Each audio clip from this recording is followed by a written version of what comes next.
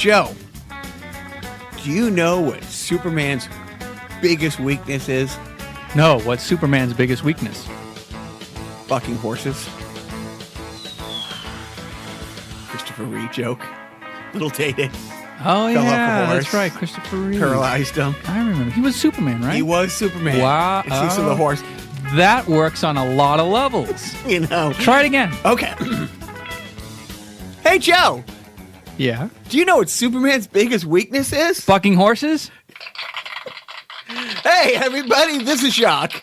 I'm Joe. And welcome to Carnival Personnel. The reason I laughed is because I thought you auto-corrected yourself on bucking horses. I thought like you... Oh, okay. I see See, that. I'm like, did he say bucking? That's A, dated joke. B, horrible joke. 3, Not a joke. I blame having seen Anthony Jeselnik this week. Oh, you. Too, but we'll talk about that later. Anyways, welcome to Carnival Personnel. Thank you. You're welcome. I'm glad to be here. Well, it'd be breaking an entry if you weren't. It's been pointed out to me that we give lots of hellos and shout outs to a number of people. But my sister, who's been listening, and I apologize, hello to my sister, Kim. And that's about it. Okay. That's the show. Good night. Right. Is there any other coded messages you want to give to Kim? The dolphins are in the jacuzzi. See? Which the other day, we went to a event at the kids' school, and my sister left a message. Somebody said, "Oh, the dolphins are in the hot tub," and I'm like, "Are you mean dolphins in the jacuzzi?" And she couldn't remember. Like, where did you pick that up? She goes, "From you." I'm like, "Oh," and then she thought I can't remember the movie she thought it was from. I'm like, "No, it's from," and I recommend this to everybody. This isn't my recommendation of the week. This is my recommendation of life. Bobcat Goldthwait's Shakes the Clown, or the Citizen Kane of alcoholic clown movies. Enough said about that. All right, the dolphins are in the jacuzzi. Yeah, that was a code between two drug dealers in the show. Right. But you know what? I'm going to say it, Joe. Free at last. Free at last. Lord Almighty, I am free at last. You have seen the mountaintop. And my cast has come off my foot. Woo! So, yeah, I mean, I still have a walking boot on. Those boots are made for walking. They really literally. Thank you. And that's just what I'll do. Because one of these days, these boots are gonna walk. And so I just invoked Martin Luther King Jr.'s speech, equating it to me being in a cast. Yep. Few hundred years of slavery, systematic and oppression. Yep. And to me being in a cast, and just doubling down on your how racist is Jacques with the Avengers thing last week. I was at the store yesterday, and I saw, I think it was like Lucky Charms and Frosted Flakes in one box together, like they mix them up. And for years, people have been stunned that I'm like a big guy with half a bowl of Fruity Pebbles and half a bowl of like Captain Crunch. I've been mixing cereals for years. And my nieces have always loved that. And I took a picture of the box and I sent it to, my sister and her daughters, saying, "Hey, I was ahead of the curve on this. I'm pretty much the Rosa Parks of mixing cereal together." And my niece Audrey is like, "That's not funny." I'm like, "No, it's not." But it's Were you ever told to go to the back of the cereal aisle? Yeah. Well, it's funny you mentioned that the cereal was at the back of the store. So, anyways, yeah, I'm pretty much a racist. Yeah, probably because of the high theft of cereal due to you. Chadwick Boseman. Yep. There we go. Try that again. Yeah. I said I'm not a racist when it comes to mispronouncing names, because I said Hemsworth wrong and every other name pretty much. Right. So we're a comedy show, or we talk about it. You love comedy, I love comedy. So we're going to talk a little less about like politics and awfulness, and kind of focus a little more on comedy. Okay, great. Bill Cosby. Yeah. He's in jail. Wow. There's a sea-wolf playing with the drugs and the ladies. What was your favorite flavor of Jell-O? Chloroform. Was it? No. And again, the fact that this all was started, and not because of the whispers and the secrets and the dozens of people that this happened to, but Hannibal Buress. Just an part of his joke, part of a routine. Throw it out there. Was he in Philadelphia? And Oh, I forget where he said it, but he did say, like, yeah, he said something about Bill Cosby and potentially raping women. He's like, he's a rapist, right? Like, this is, like, in the news. Like, it's reported on. I'm not making this up. It's not like a bit. Look it up. and somebody did. Yeah. And lo and behold. But good for... What, 5 years later? I don't know. Yeah, I'm not good at math or numbers. But what I am good at is cheering for justice. Yeah. Yay! Yay, justice. So he was found guilty on, 3 charges against perpetrated against him by one woman, facing up to 30 years behind bars. And at 80, guessing he's not going to live out the sentence. I'm wondering what he's actually going to be sentenced to. Or if he is sentenced, because, of course, there will be an appeal process. I heard a couple, legal, noted legal people talking about a couple irregularities in this case. And God, it'd be awful for everybody to have to be dragged through that a third time. But he's not going to not put up a fight. Are there other cases pending against him? No, statute of limitation had run out on all of them, and this one was filed in time, but the prosecutors did not move forward till 3 days before this woman's statute of limitation would have run out. So, but yeah, good times. Cosby. He wasn't on good times. Well, no, but said America's dad. Not mine. You know what? I'm going to be one of those proud guys who never gave a shit about Bill Cosby. Yep. Sorry. No, not that there's anything wrong with liking Bill Cosby for decades, because most people did. So the funny thing is, and I don't know, was it your oldest one or somebody was talking about it? It's like there's an age. I'm almost 50, and I grew up before the Cosby Show, loving Cosby because of his stand-up, because of the albums we had, because of not so much Pluto Nash, but other huge things. Pluto Nash, by the way, was Eddie Murphy. Exact. Thank you. But he was a huge fixture in our household. Before the Cosby Show, Fat Albert, all that stuff. But there's a line where people only know him as this. And same thing with OJ. I grew up in an era where he was, and we talked about it, Mr. Naked Gun, the Hearst rental car commercials. I was a big football kid growing up, and it's like, remember him with the Bills and stuff. So, but then there's depending on your age, you only remember the Bronco chase on. Yeah, that's just going to happen. But good for them for putting him in his place. And I don't know. I'm hoping that he at least sees some jail time. Do they take pity because he's old, or I don't know. But it's going to be. But who I really feel bad about? Carsey Werner. And why is that? I mean, they have all these Cosby Show episodes that they can't air. It's funny because, management had pointed that out before with other things like that. Like when something like this happens in a show, is pulled from syndication. Think of all the other second string actors on the thing whose livelihoods are those residual checks. Yeah. Like how many people down the line? I mean, how many of the writers, producers, and maybe not like the other leads who have gone on to do other things, but whose livelihood is those residual checks. All right, here's a pitch. Carsey Werner, if you're listening. Cosby Show reboot, but Cliff Huxtable's dead. Everybody comes back except for Bill Cosby. It's following the lives of the Huxtables after Bill Cosby, died in a horrible, some sort of a hot air balloon accident. I don't know if we can work that even mention it. You know what I mean? What did they do with the Netflix show there about the president? Oh, House of Cards. Yeah, they just was he assassinated or something. I don't know. Because he was president. Yes, right. I think they killed him off, but I think Robin Wright is the president or has been the president before this whole thing happened. So I think it's just sort of a natural kind of transition where she's now the head and the head character. But that it's a little bit smoother. But yeah, I think I was only kidding about the Bill Cosby Show coming back without Bill Cosby because the Huxtable name is forever tarnished. Shameless. You know what? You got to feel bad for people who are actually named Huxtable or Hitler. Want to congratulate Jacques for crowbarring another Hitler reference. I think this, you're going for the streak. You're going for the streak. This is his DiMaggio streak. I We've done 57 podcasts, I think. Have we done? No. We've only done up to like 40 something. Yeah. Okay, so right. Yeah. Streak is intact. Though. I know, right? Oh my God, this the Iron Man streak of racism. So let's. I will circle back to comedy, and I saw Anthony Jeselnik this week.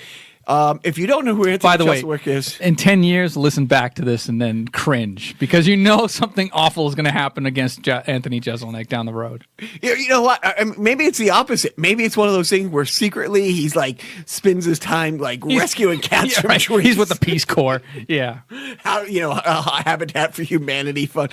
He is an awful person. Like and his show, it was an hour show. There was, let's say, 5 to 10 laughs, 5 to 8 out loud real laughter, but 90% of it is groaning, chuckling laughter, and it's all that, oh my God, I shouldn't be laughing at this kind of stuff. We would kill for that groaning, chuckling laughter. Without a doubt. This podcast. Well, I mean, there's some times where I remember it was years ago. Joe was, and this is a visual thing, but Joe holds out his palm and he's like, okay, so the line is here and Jacques over here and extends the other arm. On my worst day, I could never come close to Anthony Jeselnik and the awful thing. Well, he has that restraining order against you. Well, that's true, too. Thank you. But he did. He did a good 10 minutes on his love of dropping babies, like to the absolute minutia about why he likes it, how often he does it, how he always gets away with it. He's like, it's like, and I'm always honest when somebody says, Anthony, will you hold my baby for a little bit? But I did tell Joe, and he probably does this almost every city, but he talked about like how much he got here to Boston early. He walked around and the history and the sights, and he loves Boston. And I keep thinking, Anthony, why? Why don't you buy a place here? This place is perfect for you, the comedy scene and the this and that. And then I'm thinking, oh, right, it's the fucking people, And later in the show, he's like, tells one of those groaning jokes. And he's like, that's what I love about Boston. It's like, I'm performing to an audience of me's and people laugh and cheer. And he goes, only Boston would take that as a compliment. There was it wasn't a heckle moment, but like somebody, had shouted out something. And he turns around and goes, who said that? And like they pointed to some girls like, oh, I was hoping it was one of the pretty ones. Oh, and it was like an hour of that, just an hour of awfulness, which I highly suggest. Okay, great. So look for more misogyny and baby dropping references. Maybe that would be a step up from the Hitler references. So yeah, so. Let's work in the baby dropping references, please. And I love his delivery. It's that slow, methodical, like storytelling, not just like joke and punchline. And I won't, not giving away the whole thing, but everybody is a target. He's talking about like he has a Latino neighbor, and he's always nice. There's a communication barrier, but they always wave to each other. And like, one day I came home and I just wasn't in the mood and blah, blah, blah. And finally I snapped. I said, "You're in fucking America. I don't speak sign language." And he goes, "See, you thought I was going to take a hard left into, and I went the other way." He zigs when everybody else zags. That's why we like him. Highly recommend. But again, it's I think, I saw Gaffigan recently. I went to the comedy show with my sister recently, and this is a third outing. And every time I go out, I'm like, why don't I go see more live comedy? Because I always have fun. You should break your foot more. I really should. You've been out a lot more frequently with one leg. Which is great. I didn't have to wait in the line. As soon as I come limping up, they're like, oh, right in here, sir. Right. And you know what? Good on you for parking in the handicap spaces, just because. I not only park in the handicap spaces, I park like a dick taking up 2 handicap spaces. Good. You've been taught well, my Padawan. But now I have put this on the rundown, and to my surprise, you read it beforehand and you emailed back because speaking of reboots, Double Dare, and I when I heard about this, I'm like, oh, because of the age difference and because it's a game show, it might be something you're psyched about. I was super psyched about the show itself when it was out, and I am actually excited to see how they turn it into a game that is meant for kids today, but also harkens back to their parents' age group, which is me. 40 somethings. Yeah, Double Dare's coming back for a 40 episode run on Nickelodeon this summer. The host hasn't been announced yet. I'm sure Mark Summers will probably make some sort of a cameo or something. Mark Summers is the host of Double Dare, the original host. He, is a successful TV producer now, and he's not, emceeing as much as he used to, but he's not shying away from the whole Double Dare past. Like he knows where his bread was buttered. The great thing about Mark Summers being the host of Double Dare, and I think a lot of people know this by now, is that he has OCD and is a complete, not germaphobe, but he had to get slimed every day on that show and grin through it because, at the end of he'd have to get slimed, yell cut, and then, immediately go take a shower or something because it drove him kind of nuts. But he was great on that show. He was the kind of perfect game show host for kids. He had that sort of he was about the same size as the kids because he's only 5'4" or 5'5", but he was in his early 30s. He was just old enough. You see kids show hosts nowadays, they're fresh faced. They're kind of hey everybody, I'm the good guy. Those guys. Those are a little too young. But he had this sort of air of wisdom to him that. He had this authority. I'm not going to go on and on about Mark Summers, which I could, but I won't. But yes, Double Dare's coming back. I'm going to probably watch it. I don't watch Nickelodeon anymore. Shocker. Even though I have kids, they don't watch. Not even the Kids' Choice Awards? Not even the Kids' Choice Awards.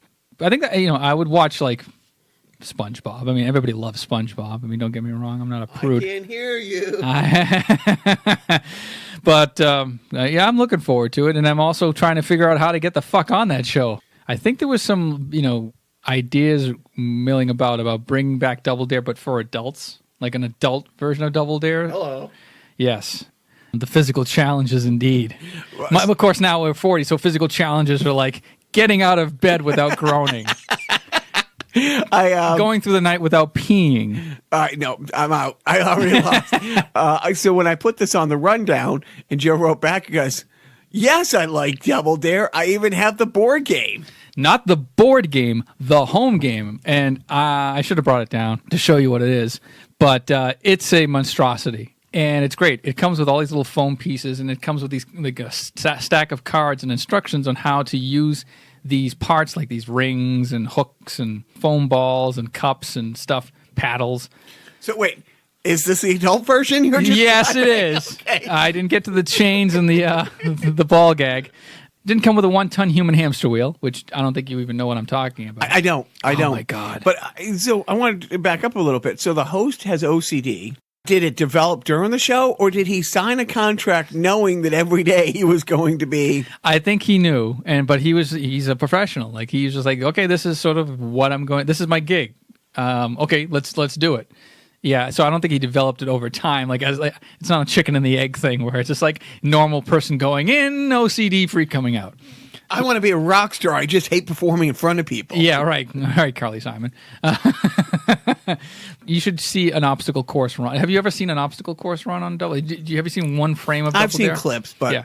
I mean, you got commercials. You got to watch a Double Dare obstacle course run on YouTube. I'm sure they're out there. It's just fucking fantastic. And maybe you won't like it because it's high anxiety. As low stakes as it is, it's a high anxiety show because the obstacle course is when the team wins, they have to do 8 different obstacles within 60 seconds. And the obstacles include having to grab a flag at the end of, or finding a flag or something. You have to grab the 8 flags at the 8 different obstacles, and you have to go in order 1, 2, 3, 4, 5, 6, 7, 8. And the further you get, the more prizes you win, and the more valuable prizes you win. And then when they did Family Double Dare, they had 2 parents and 2 children. They would have as the grand prize a new car. So this is big stakes, high money. Little Timmy stumbles coming out of the gate, and it's Dad's you're dead. Oh God! I mean, they parodied this on the Cleveland show when they had Cleveland's family going on Family Double Dare and not being able to find the flag in the stack of giant pancakes with the syrup mixed in, and it's just the flag is right there. No, and I do. I have a problem with anxiety. You describing all this, and I'll say an X. I'll just touch on it for a second. The other day, we were home, and there was some Gordon Ramsay cooking show, but it was a kids cooking show. Master Chef Junior. And I'm like, I'm just waiting for him to say, "You fucking call this a cupcake?" It's like, and even though there was none of that, I mean, they weren't awfully brutal to the kids. I mean, first of all, these kids are making stuff that I couldn't even begin to imagine. Like, where would you have ever be exposed to like this sort of unique like pastry with these weird ingredients?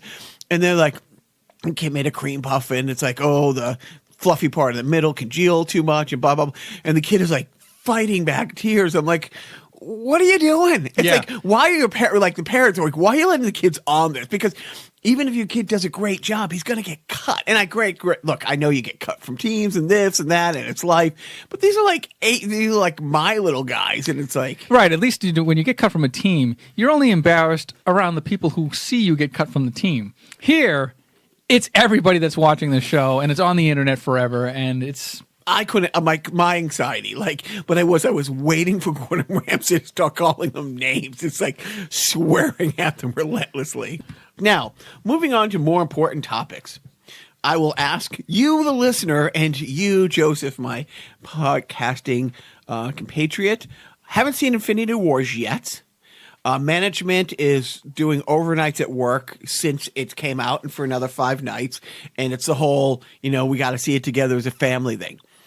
Is that grounds for divorce? And if so, is it worth it? It is, but it's shaky ground. So technically, yes. Okay. Now, let's say it's shaky ground. Let me add another piece of evidence into the equation, Your Honor. She calls today from her work, because she's, nannies for 2 3-year-olds, and asks me, would I like to go with her and the 3-year-olds and take our boys to the theater where Infinity Wars is playing to watch Sherlock Gnomes? Oh, my God. Literally, that question was asked of me. That should be exhibits A through Z. I mean, seriously, I'm like, so you want me to go see? First of all, you're asking me, our boys, our youngest one is 8 in a couple days. I'm past having to take him to Sherlock Gnome movies. I'm done. There's been so many movies I've seen with them that we love, absolutely love. Movies, before I had kids, I probably would have never shown up on my radar that we've seen, that we've loved. And then there's been the Smurfs and other movies. Shipwrecked. To this day, like every time, like Alvin and the Chipmunks come on during Christmas, or, when we call up the Apple TV, and the fact that I have fucking bought a couple of those movies. You're a proud owner. No. Every time they boys laugh hysterically because they loved them. And it was like, honestly, I would just rather have like Thor Ragnarok, gouged an eye out rather than have to see Alvin and the Chipmunks. But she calls and instead of going to Infinity Wars, wants me to sit in the theater right next to Infinity Wars watching Sherlock Gnome. There's an easy solution to this. You just take a 2.5-hour bathroom break. Exactly. But the movie's only an hour and a half. See it twice. In the car. Oh, man. Well, so, shame on her, really. Now, it took the entire 10 years of Marvel building up every character in the Marvel universe to collectively come together to beat Batman's Dark Knight's Thursday night opening record. It took the entire Marvel universe to take down Batman. Case dismissed. A lot of court talk on this podcast. But yeah, The Dark Knight came out in 2008, and it was the highest grossing Thursday night showing, but the Thursday night of Infinity War. So I won't be able to review or talk about this show. However, you just last night or this morning saw Thor Ragnarok. Yes, finally, thanks to Apple TV. And so we could now do a sideshow again, just talking about Thor Ragnarok. Only in the next 48 hours, because after that, I'm just going to forget everything I've ever seen about Thor Ragnarok. But no, it was a hilarious movie. No, but am I right? Is it more Guardians 3 than Thor 3? I mean, because of the comedy and stuff. Yeah, I didn't see Dark World, so... Okay. But I'm sure that's probably the Thoriest movie there is out there. Why don't you run down what Thor lost in the movie, if you could remember? No, he lost his hair. He lost his eye. He lost, I think, his planet. His realm. Yeah, his realm. His realm. Oh, yeah, shame on me. Realm. But, of course, Asgard is not a planet. Right. It's a people. Thank you. By the way, luckily, all of the people of Asgard got to fit in that spaceship. so that they could leave. And by the way, spoilers. Yeah. Movie's been out for 5-6 months. It's okay. What else he lose? You got his hair, his realm. Oh, of course. His eye. Yeah. Well, he's not the god of hammers. He's not the god of hammers. His dad. Yeah, he did lose his dad. Odin, literally. But he gained a sister. Oh, in the last one. Yeah, exactly. Who he had to destroy his planet in order to kill. Is she dead though? Oh yeah, okay. She's got to be. I hope so. Yeah, right. I hope so. Right when Ragnarok throws the sword thrower, that's a fatality. And then it had so many great parts. When Thor and Loki, are kind of summoned by Doctor Strange, and when when Loki shows back up, I've been falling for half an hour. I don't want to play Get Help. I'm not doing Get Help. That's how it feels. Right. Again, I mean, I know him. He's a friend from work. Yes. Oh, that was so good. I mean, good revolution, everybody. Was he the Jeffiest, Goldblumiest ever? The Jeffiest, goldiest, bloomiest ever, and fantastic. And I watched the special features where it was that Team Daryl featurette, where it was the guy who posted a Craigslist ad for a roommate, and I think it was a follow up to Thor. It was the old roommate, right? Yeah. And then he left, but then of course the Grandmaster. We have one view, but that's us. Maybe we should do another. I call this another video, telling people about the first video. Right. I have a melting stick that I use to melt my enemies. He was great in that. He's really leaned in to his Jeff Goldblum. He's just leaned way into he's almost at Adam West level. Right. Or same thing with the William Shatner. It's okay, I'm going to be who everybody thinks. Yeah, right. I'm going to be the version of Jeff Goldblum who people have been making fun of for the past 15 years. Give the people what they want. Yeah. So that was our Thor Ragnarok sideshow. And now moving on so we've talked a little Infinity War, we talked Thor Ragnarok, but now the Korean War's over. Oh, yeah. Or almost over. They're negotiating the Korean War at the end of the Korean War as we speak. Not a joke. Yeah, I know. And a lot of things to unpack here, and not a lot of time to do it in. So what was the catalyst to all of this? See, Joe and I did a podcast yesterday, just between the two of us talking, and he asked, how much credit does Blotus get for moving this forward? It is tough. It is tough to say, yes, there is a level of credit that has to be given for the U.S.'s participation in this. But at the same time, let's not forget, a lot of this was put into motion long before the election of 2016 because of the Olympics coming to South Korea, North Korea wanting to be part of it. A lot of, those Olympics were awarded 8 years before. So a lot of moving pieces were put into place for reconciliation between these two countries. It's tough to say, yes, there has to be credit given. And I will say that, and I'm not going to say no buts. However, but seriously, it's tough because it's there's that part of me, I said to Joe, that's that little part of me that I hope it all, pardon the expression, blows up in everybody's face and falls apart just so we can say, see, he fucked this up. And then you got to stop and think, what kind of asshole does that make you to root against? Well, let's take a step back. Okay. So we all know about Trump's tough talk against Kim Jong Un. My button is bigger than your little button. rocket man. Little rocket man. But we also know that Kim Jong Un inherited a crumbling regime. And, he's been the leader for how many years? 4 or 5 years, maybe longer, maybe less, because I'm, kind of out of it. But is it all just sort of a happenstance that, as Donald Trump was egging Kim Jong Un on, was there also just sort of it was inevitable that Kim Jong Un would eventually have to sort of try to come to some sort of reconciliation with the South so that he could lift those sanctions? Well, is North Korea as in bad shape as we think? Because they got that fat kid. That's Kim Jong Un.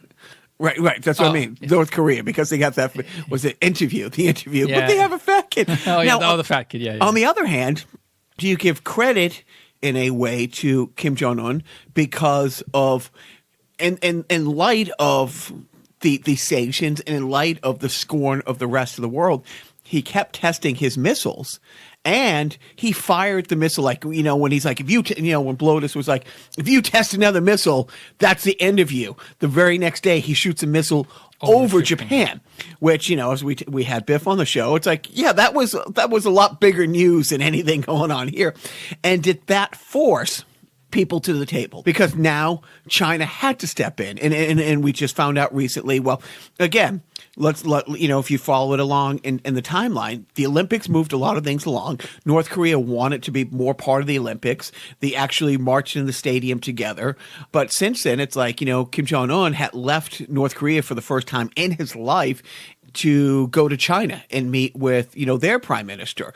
And so it's one of those things, because he didn't back down, because he wouldn't give up the program, did that force everybody to take him more seriously now? I mean, it goes back and forth. So yeah, there's a level of like, look, there's a method to the madness here. This has moved forward. It is in a better place now than it's been in a long time. The next question is, going one more level deeper, what are the goals? I mean, are the goals for him to stop developing nuclear weapons or give up his nuclear weapons? And do you think he gives up nuclear weapons if that is the goal? And if that is the goal and it doesn't happen, but they stop testing new things, is that a win?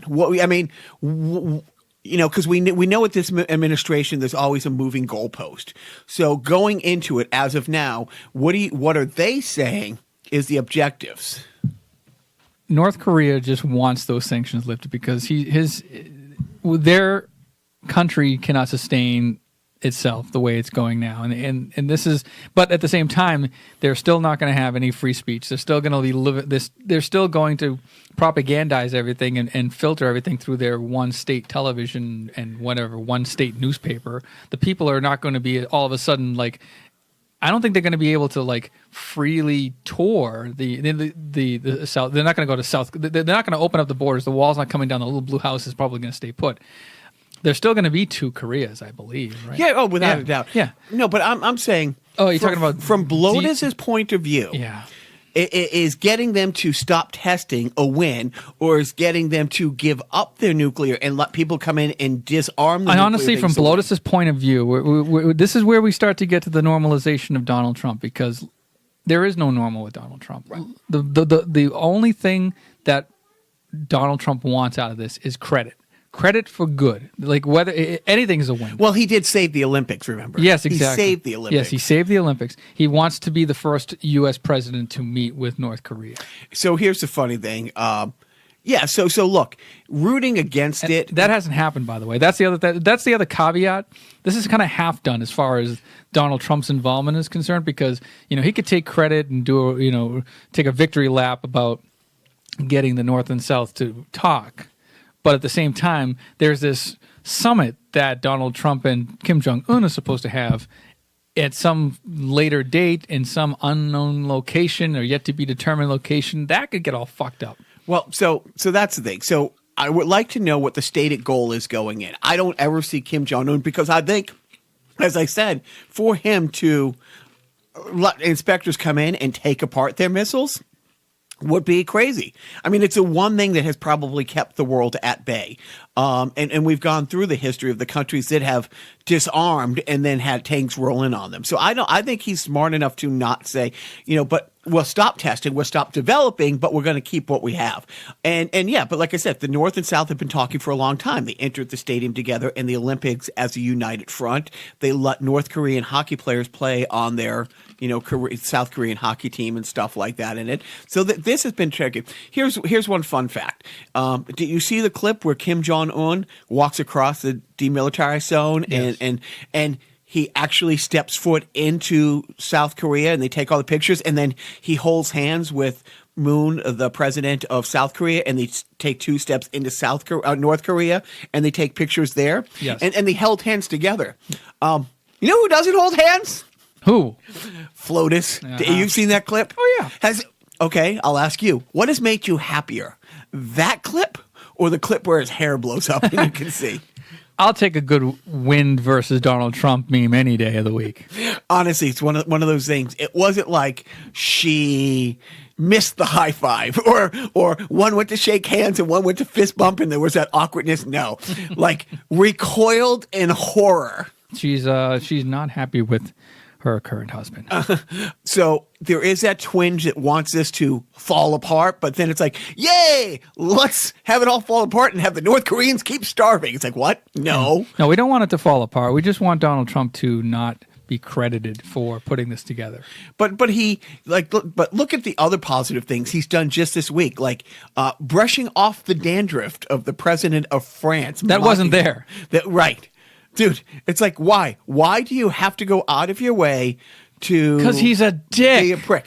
But he's at least, a dick. He was all handsy with them, and we know the French are cool with that. I get that part. But it was funny how he was all over him. He was praising him at the news conference. But it was like, well, let me tell you how great he is. Well, let's... great other than this dandruff. I mean, it was such a dick move. But, and a lot of people in France, because I talked to our friend, or, texting with our friend Orly about this. It's like, why is Macron being so nice to him? And she was like, well, he does need to be taken down a peg. He's really, he's kind of an arrogant fuck. And I'm like, but he's French, right? She thought that was pretty good. But he was all chummy with him. And then he goes and talks in front of Senate and didn't completely bash, the administration, but, reiterated the fact that, yeah, the Iran deal needs to stay and we need the environment. So get your shit together. Yeah. But he was all chummy with the dude from France next day, Merkel. 2 days later, Angela Merkel was here. And it was not as cold and it like not shaking her hand like he did last time. But again, took to the podium next to her. And it's like, you got to see the eye rolling because he was talking about the witch hunt and all these other things. And she's like, great, I flew here for this sideshow. But again, it's like, but we will. We're both yours. Any thoughts on Hannity getting a HUD loan? I don't know what you're talking about. Dude. All right. You're Mr. Rachel Maddow over there. I have to check out at some point with the politics. And I mean, I follow stuff on Twitter. I see the stuff coming by. Some of this I'm just hearing for the first time now. I know that he had some real estate deals.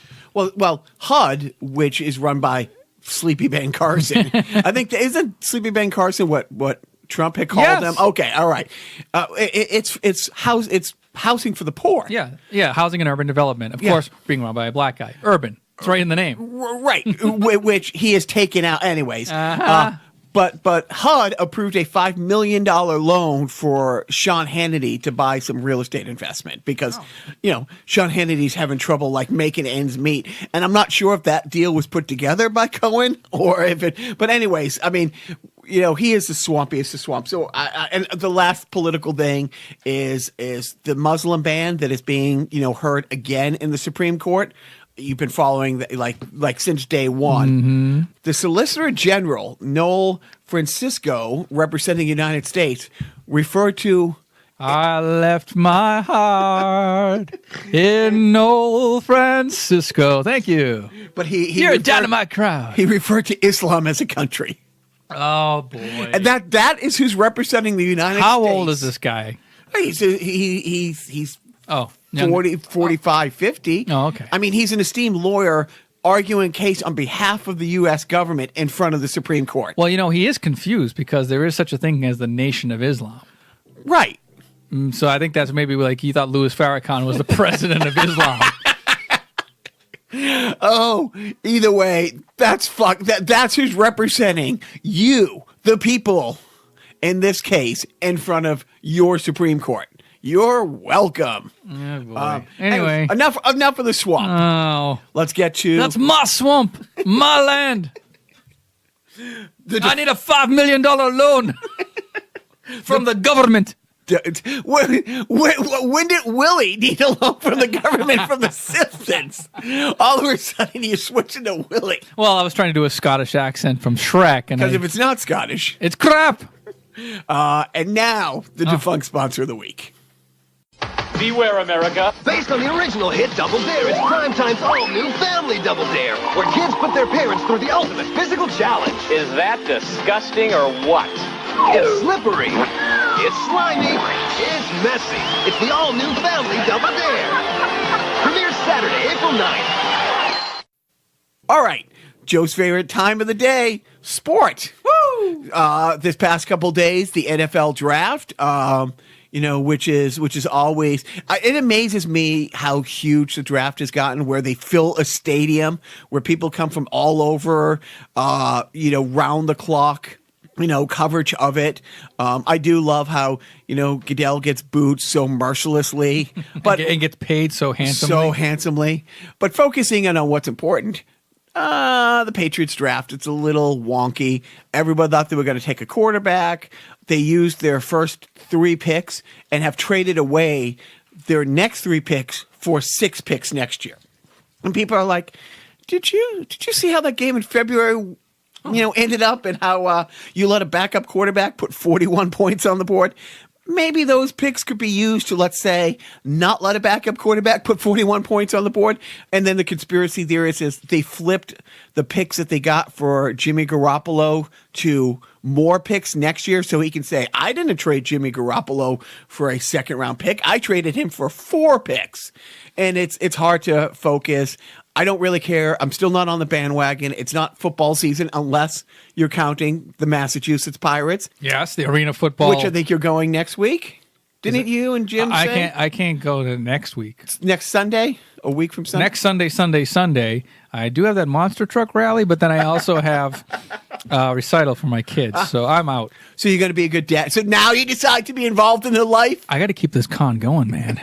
Well, that's fine, because the Saturday after that, 6 days later, they have another game. But what season is it? It's hockey season. The Bruins won another Game 7 against the Maple Leafs. Thrilling. Thrilling. They're down in the third period. Now, the last time they beat the Maple Leafs in a Game 7, they were down by 3 goals with less than 10 minutes left. It has to be one of the greatest comebacks in Cup history.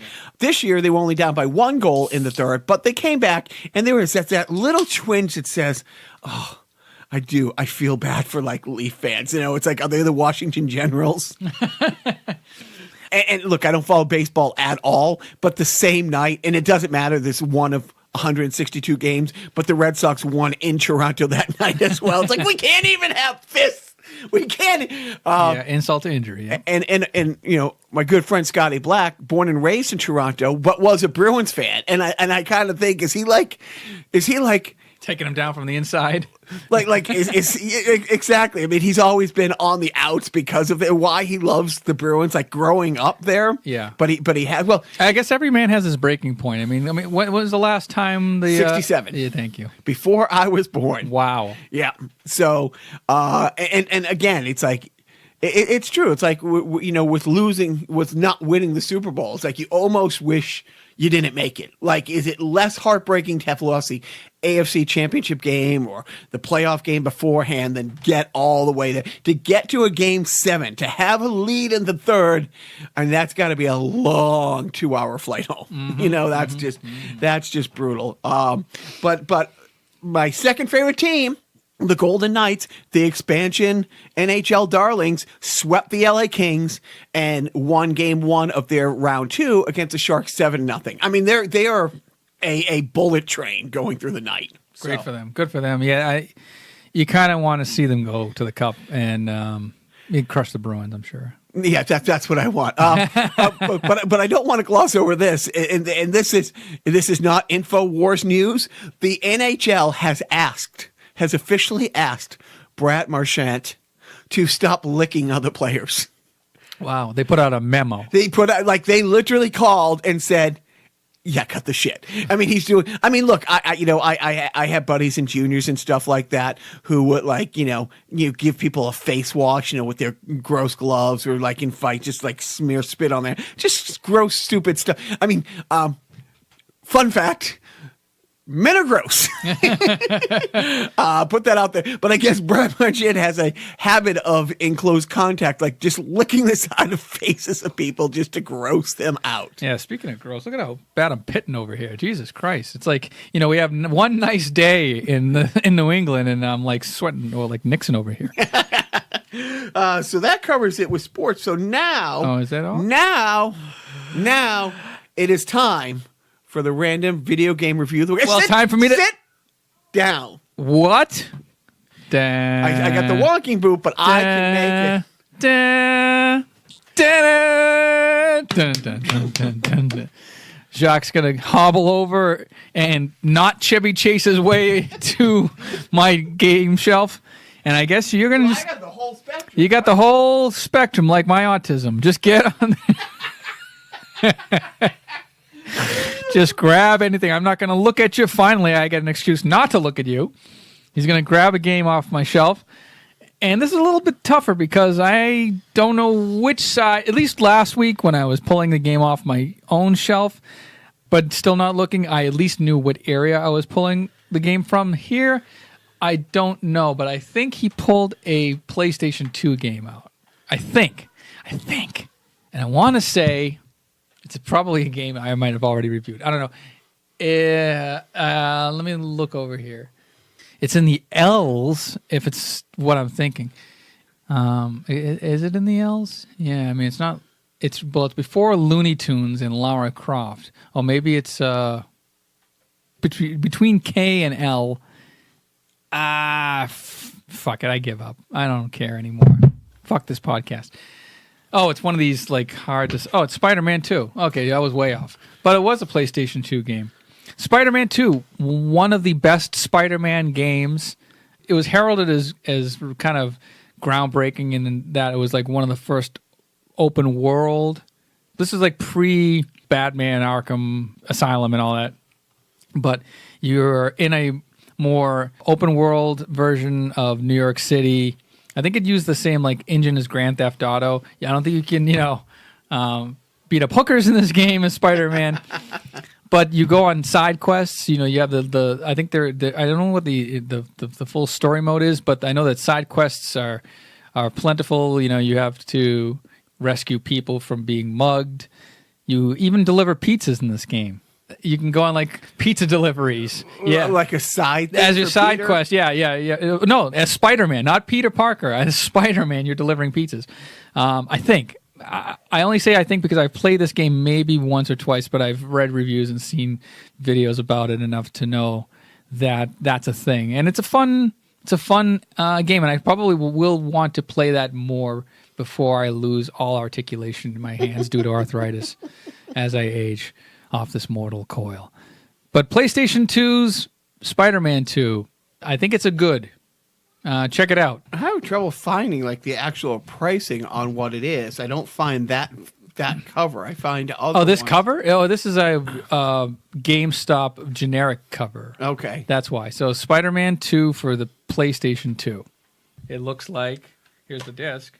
looks like this. Looks like that, yes. And that's the price. Do you see it? Yes, of course. What do you have? So you paid $9.99. I did not, sir. That's what the man wanted me to pay. I think I picked this up at a thrift store for like $3 or something, $4. So you sold it for what it's worth. Yeah, so it's actually $6 on eBay. And by the way, there's a new Spider-Man game coming out for the PlayStation 4 and Xbox One. Oops. Based on Homecoming. I don't know if it's based on Homecoming, but On the roost. but it's another sort of open world game. And from the gameplay footage I've seen online, it looks pretty awesome. Like the thing about the Spider-Man games, especially the Spider-Man 2, is that the web slinging and using your web to move from building to building was more natural in this game than in other games. Other games were a little clunkier. But I think the new PlayStation 4 version of Spider-Man, I think it might be PlayStation, maybe it's a PlayStation exclusive because of this whole Sony thing. It's like another one of those, a little bit of Batman, Arkham Asylum kind of deal, a little bit of a Grand Theft Auto, a little bit of Monica in my mind, a little bit of Spider-Man in my ass. I don't know where that came from. I'm not really good at free association. Oh, it's the dancing that sold it for me. I was kind of trying to work through a fart. That's what it was. Netflix pick, Redbox pick. What do you got? Lost in Space. Oh, You saw it? You I saw actually- the whole series. Yeah, How many episodes? 10 episodes. Wow. Yeah, so that's how I've been spending my nights alone. But no, it's good. Heavy on the family and the strength of family and the importance of family. So it's kind of like, let's say, a sci-fi version of Blue Bloods. It's kind of like Got the Blue Blood reference. it's like Seventh Heaven in space, kinda. I guess I've never watched Seventh Heaven, but it's a family drama, but they happen to be in space. But I like the way that Parker Posey plays Dr. Smith in this version. Wait, wasn't that the creepy guy? It's like, Yes. Why are you letting him watch your little boy? Yes. Oh, the pain, boy. Why, you clinking, clanking, calamitous cacophony of cum. Wait, what? Okay, maybe I'm you just okay, projecting. Joe? No, I'm not. I'm having a stroke. I do like this new version. The robot is not the same as the old robot. It's not the Robbie the Robot from the 60s, but it's got a good twist on it. The storyline is intriguing. How they got into space is heavily explored. This is Like the family was cleaning the ship, and somebody says, "Do you want lunch?" And he thought he was pressing the launch button, and he pressed the launch button. what was that from? Oh God, I forget. Was the that like name. a parody on Family Guy or something? Oh no, like the skipper from Gilligan's Island and stuff. It was a short-lived, like space nuts or something like that. Yes. I Like think in the opening credits, he says, Yes. I want some lunch. Oh, lunch be great. And he looks over and he hits the button that says launch. There's lunch, not lunch. I know. I want to say stranded in I want to space. say like Larry Storch was part of that. I think he was. Maybe. But you know what? I think that's going to be a future sideshow because a 50-year-old sitcom that we can't remember the title of, our fans would love to hear an hour on its breakdown. I was going to say 5 minutes, but okay. I like the new Lost in Space. Yes, 10 episodes. There is a lot of like, it's not just the family of the Robinsons. It's also the other people who were selected to go to there. It's all part of this larger endeavor. And I've never watched the original Lost in Space. I don't know how that started. Did you watch Lost in Space at all? Yeah. Well, let's see. Oh, I'm sorry, Was Mr. Was it TV. on in the afternoon on 56? Probably. Then I watched it, damn it. Did I like it? I don't know. Can I quote it? Yeah. Well, you watched it, obviously. You were like your mother-in-law is now with game shows. You just parked in front of the TV. Yeah. Oh, sure. Yeah. If it was game shows, it'd be one thing. It's also Hot Bench. Right. And whatever else is on that channel during the day. Yeah, but you were all about the sci-fi. But I guess you watched Lost in Space. I don't know what I know that the old in the old Lost in Space show, Dr. Smith was this conniving, out for himself kind of guy, and this version of Dr. Smith a lot different in that may or may not be a doctor and borderline evil. It's dark, but then it's also light. It's also kind of middle of the road. It's a whole little bit of everything, and I think that's what makes it watchable. Is that it's not all like brooding, and it's not all gritty, but it's not all light and happy and hey, and it's not all goofy and clanky and oh, I'm not gay, really. Honestly, I'm not. But leave your small boy with me. Okay? We're going to the planet Nambla. Lost in Space on Netflix. Check it out. I might check it out because maybe I'll make that my pick because I have a not Netflix or recommendation of the week. I strongly recommend not watching the Kevin James stand-up special. I saw that and I was like, I don't know. Nah. That's how I felt. I'm like, okay, this can't be funny. Like, Kevin James has had. I mean, you could watch, let's say, 2 seasons of what was it, King of Queens. King of Queens. Maybe there's a couple laughs in there, mostly from Patton Oswalt or the other sidekick or whatever his new show is. I mean, it's just. Yeah. He's just not. He is the comedic equivalent of Hootie and the Blowfish. Wow. It's like, yeah, I guess I don't hate it, but I don't really like. It's like if it comes, if Foodie and Blowfish comes on the radio, you don't want to like start like getting number 2 pencil and jamming your ears so you don't ever have to hear again. Hey, that video for I Only Want to Be With You is great. Where they have all the ESPN guys. Yeah. Okay. I mean, no, there's moments and stuff like that. Right, but Kevin James is like that. And yeah, it's like, you look, Pixel, there was a couple funny lines here and there. And so many of the things, Zookeeper. couple funny lines. Paul Blart. But which I referenced Paul Blart. I mean, Paul Blart has become part of my lexicon because every mall cop forevermore is going to be Paul Blart. Yeah. But dude, it's like, okay, so his sitcoms are CBS, which generally aren't known for great sitcoms. Long-lasting, successful moneymakers, yes. Yes. Funny? No, not really. Right. I think he got some of the most middle of the writers from his middle of the pack show and had them write this complete paint by number. Like there was no I'm in America.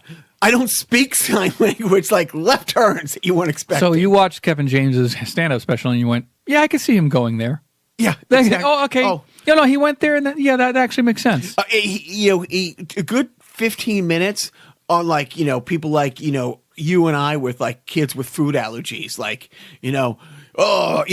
honestly. Was it old manish, tone deaf? It was like, look, if I was one of those people who got offended because, you're making fun of like kids with allergies, it's like, I'm sure somebody's going to write a letter. I mean, you're getting into Peter Rabbit territory. Right. But it's like, oh, really? It's not that it's not funny or offensive. It's not that it's offensive. It's like, okay, this joke has to be dated by 15, 20 years. Yeah. You've heard edgy people say this 10 years ago. Right. That is a cold take. A very cold take. And it was like one of those things where like, all right, I'm 20 minutes in. Dude, maybe because I will watch a bad movie and be okay with it if it gave me one or two quotable lines. Like if there's one funny line that like forevermore I quote or I can reference or something like that. I kept kind of waiting for that point. I kept waiting for the sour milk in the fridge to unsour and then use it in a cereal. No. So my Netflix recommendation this week is not watch the Kevin James stand-up special. Yeah, that's that sort of old manish, not old manish, but dated or tone deaf or whatever humor. That's how I felt sort of during the Ricky Gervais Humanity bit about Caitlyn Jenner. It was like, okay, fair. You know what I mean? It was just like, okay, yeah, but because there was, like you said, in what Kevin James apparently was doing with his stand-up is that there was no hot take. There was no unique angle. There was no new joke. There was no, nothing you haven't already heard 1,000 times before or made could have seen coming a half a mile away. Yeah, right. And that's sort of how I felt with that. I was like, okay, not that it was offensive. It was just like, there's nothing new or... And yeah, it did seem a little tone deaf, but maybe I think I liked Ricky Gervais a little more because I like Ricky Gervais, and I kind of went into Ricky Gervais wanting to like it, and I didn't love it. It wasn't like, okay, drop what you're doing and watch this, but it was okay. Yeah. But yeah, the Kevin James thing, it's like I will shout it from the roof now. But the thing is, it's like. They bought their tickets. I say, let them, and it's like that. It's like if you got exactly what you thought you were going to get. All right. So he didn't drop any babies. He did not drop any babies. He did not do a 15-minute routine where he talked about, I'm not going to get more into Anthony Jeselnik. It's awfulsome. Speaking of dropping babies, what's your parenting tip of the week? I'm glad you asked. Oh, good. And I wanted to make sure I got this one right. Joe, as you know, cowboys aren't easy to love. And they're especially them Dallas ones, am I right? And they're harder to hold. They'd rather give you a song. True point. They'd rather give you a song than diamonds or gold. It sounds like you're speaking lyrics to a song, which is... Lonesome, belt buckles, and... old faded Levi's, and each night begins a new day. But you know that. If you don't understand him, and he doesn't die young, he'll probably just ride away. So my parenting tip of the week is, mamas, don't let your babies grow up to be cowboys. Don't let them pick up guitars and drive them old trucks. Let them be doctors and lawyers and such. What is this, Larry the Cable Guy Def Comedy Jam? What the fuck is going on? The song about a week ago got stuck in my head. And the boys keep saying, Papa, do you like the songs? Like, no, I can't stop singing. Mamas don't let your babies grow. Like, my father used to listen to that. It's old country, which I like some old country. I like old Willie Nelson, old Waylon Jennings, I like that. And the song is an okay song. I cannot get the fucking song out of my head. So, but my parenting tip of the week, just to be really clear, is mamas, don't let your babies grow up to be cowboys. Don't let them pick up guitars or drive them out trucks. Let them be doctors and lawyers and such. All right, I'm going to go on to my parenting tip of the week. And that is to tell your kids to like themselves. Tell your kids that it's not so much what the world thinks about them that's important. It's what they think about themselves and how they like themselves. And to tell your kids that it's them that you like. Let me put it this way. When you tuck your kids in for nights, sing this little ditty. It's you I like. It's not the things you wear. It's not the way you do your hair, but it's you I like. The way you are right now, the way down deep inside you. Not the things that hide you, not your toys. They're just beside you, but it's you I like. Every part of you, your skin, your eyes, your feelings, whether old or new. I hope that you'll remember, even when you're feeling blue, that it's you I like, it's you yourself, it's you I like. Good night.